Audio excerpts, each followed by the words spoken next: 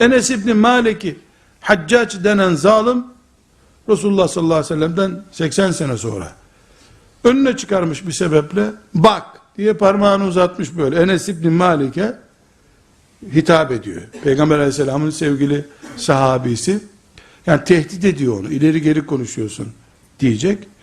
Enes İbni Malik de bana mı diyorsun diye böyle hiç ilgilenmemiş onunla.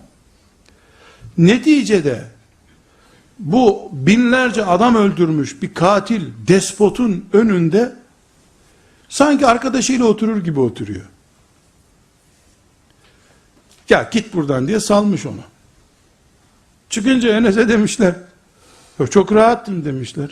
Allah orada benimle beraberdi, niye rahat olmayayım ki demiş. Haccaca demişler, senden adam kurtulmazdı, iyi kurtuldu Enes demişler. Ya görmüyor musun, kaplan gibi duruyordu karşımda demiş.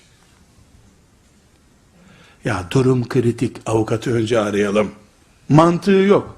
Sabah namazında Allah'la beraberdim. Haccac çağırdıysa yine Allah'la beraberim ben.